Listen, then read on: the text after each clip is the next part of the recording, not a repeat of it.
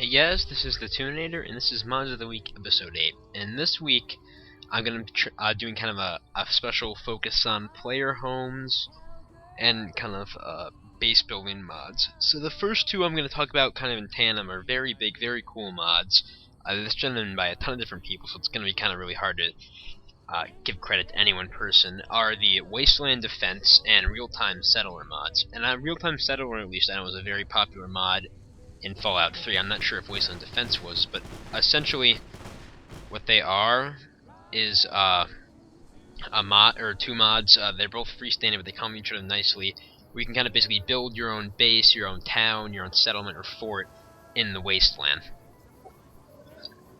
And you can spawn a whole ton of different objects, buildings, recruit people, things like that, and it's very cool. So that's just kind of a quick overview for starters. Just looking around here, you can see I have this big wall built. I have some sandbag stuff here, some guards patrolling around. You heard that gunfire. Is probably a raid on the fort. You can see some more buildings in the background there.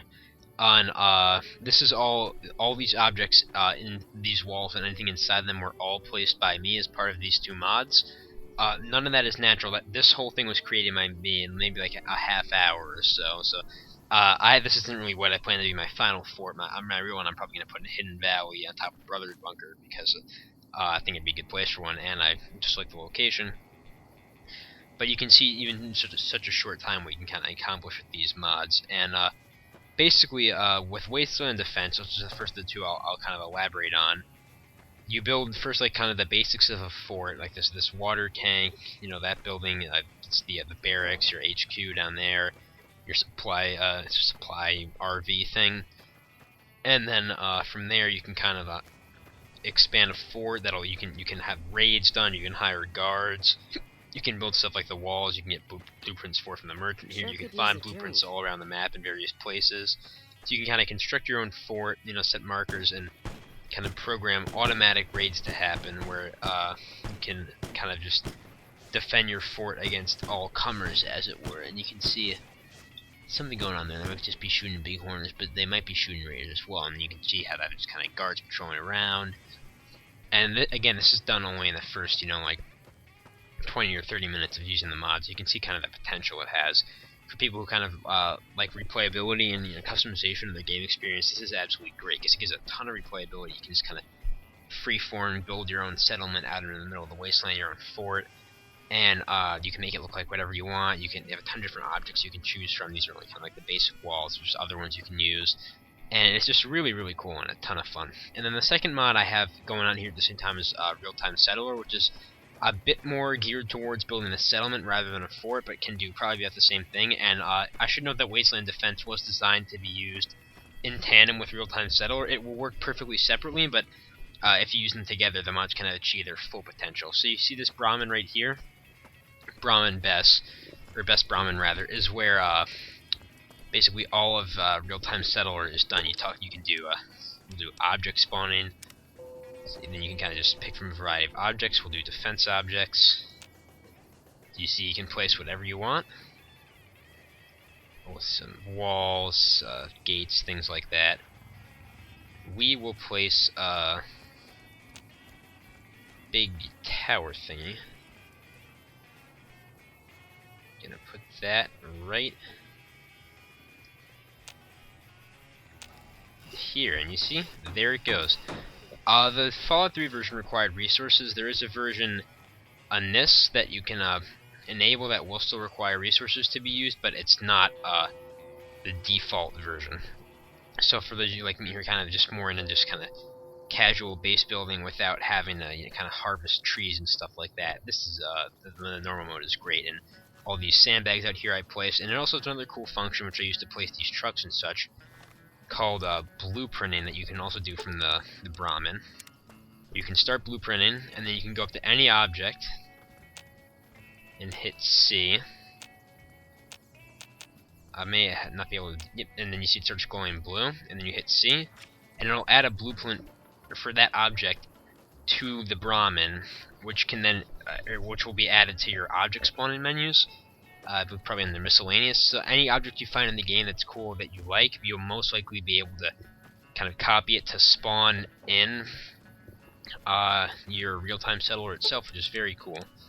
And I believe that this will likely, I know the Wasteland Defense has provisions for it, but I believe this real-time settler also has things like recruitment of settlers and stuff like that, so you can build kind of a thriving fort that's not just you chilling, but in fact a whole bunch of NPCs kind of living in whatever you build for them and kind of defending against all comers, which is very much so with the spirit of Fallout and very cool. So I encourage all you guys to check both of these mods out.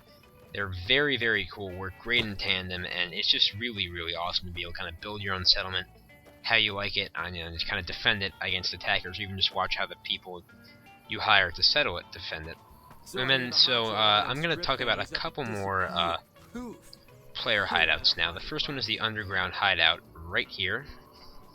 It's in Springmount Ranch State Park, which is kind of off the road to Prim a bit. I just built my Wasteland Defense and real-time settler stuff here because I was already here checking out the hideout. So we'll go down here, and this is a pretty cool hideout. It's not too big, but it's got a lot of space. It's got beds for companions. It's got a pretty cool automated computer system NPC. You can see, I think I have the lights off at the moment, which is why it's dark. Yep, it's even got kind of like a working light system. There's a whole bunch of plants in here you can pick.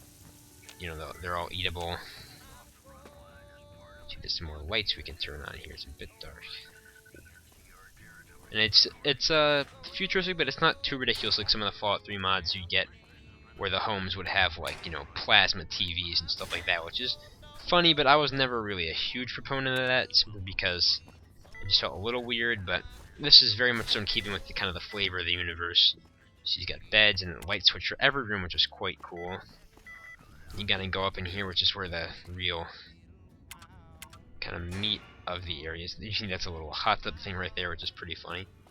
You go down here, there's a little automated talking wall mount computer for you. A whole bunch of different places you can store, drugs, things like that.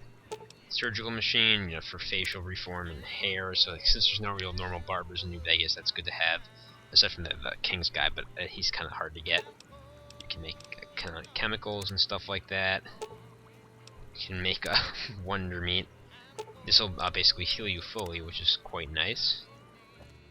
And you can kind of purify dirty water with that, which also would go quite nicely with the bottle that water mod. And this is the main player room. You have a bunch of different containers that can be automatically sorted. A workbench, nice cool little Nuka-Cola or fridge. I think that might be the one Sierra Petrovich has in Girder Shade in Fallout 3. Yeah, so that's mostly the larger part of the mod.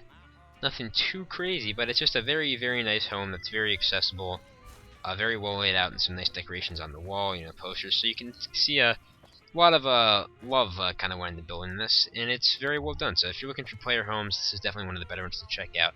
There may be some additional features that I just haven't. Oh, there's some toy action figures. That's actually very cool. I didn't notice that the first time, so that's another really cool thing. But there may be some other features that I may be missing, but that alone kind of serves as a magazine rack as well, as you can see. But that alone kind of serves as an interesting introduction to this. I'll leave you guys to kind of explore it fully for yourselves. And then the next one, and I believe the last one I was planning on showing, will be the or showing in full rather, will be the underwater cave hideout mod, which is another player house. It's not quite as elaborate as the underground hideout, but just another option for you guys, especially if you're a hardcore player. You're going to be up by Jacobstown, and you're looking for some place up there where you can kind of rest and relax, because that is quite a long journey. Gotta go in here. And I'm not sure if there's eventually planned to be a quest tied to this or not. But you see, this is kind of the main area. Standard benches, laboratories, storage containers. So you're supposed to be underwater, so you can have a nice, interesting underwater area out there.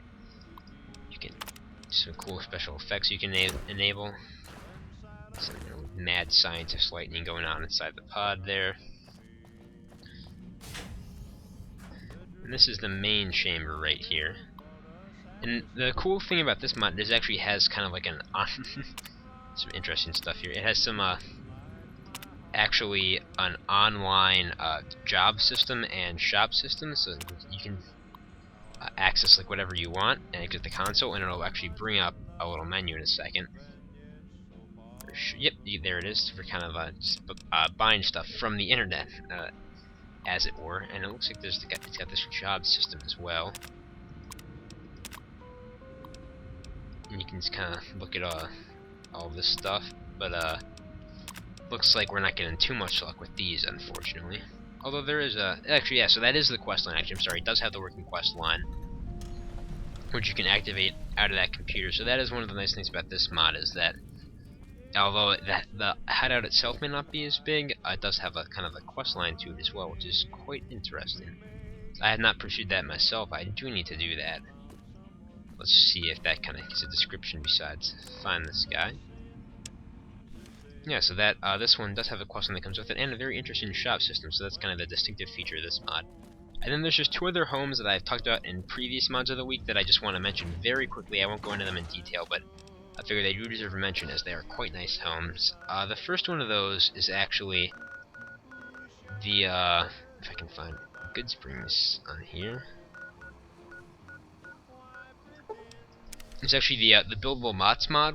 The workshop for the Buildable Bots mod is actually a quite nice player home as well, and it's not super accessible, but just another place I thought I would mention. And then the Yangtze Bunker, which is in another earlier mods of the week. I think mods of the week 6, I want to say, and is also quite cool.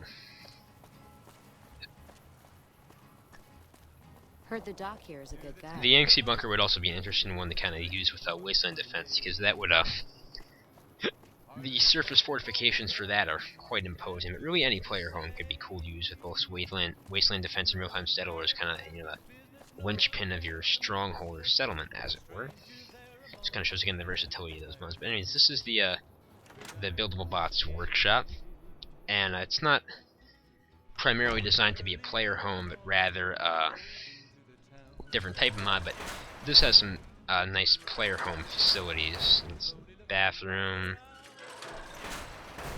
a nice, exciting, well-decorated room, bed, storage containers, nuclear vending machine. So this can definitely get the job done as a player home, although it does not have a fast travel marker near it.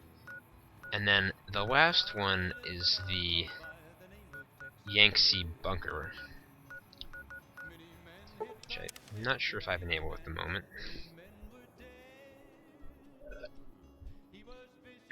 But we will find out in a sec. I think I do. Oh, guess I don't actually. Apologies for that, but the Yangtze Bunker is in Mods of the Week 6. You can check that out if you want. It's another player home. You can get some very, very large surface fortifications, a very elaborate guard system. It's a very, very big, very well-designed player home. So definitely check that one out as well in Mods of the Week 6 if you're looking for another cool player home. So anyways, hope you enjoyed this mod. Definitely check out Real-Time Settler and Wasteland Defense especially. They're really cool. You see the amount of customization and such they offer is really great. As always, any questions, comments, things like that, PM me, leave a comment on my channel, and I'll try and help you out. I do get a lot of messages, but I do try and respond to all of them to the best of my ability. Comments on my videos, I may not be able to respond to everyone, but PMs and channel messages I will usually always answer. This is the Tunator, and I'll see you all later.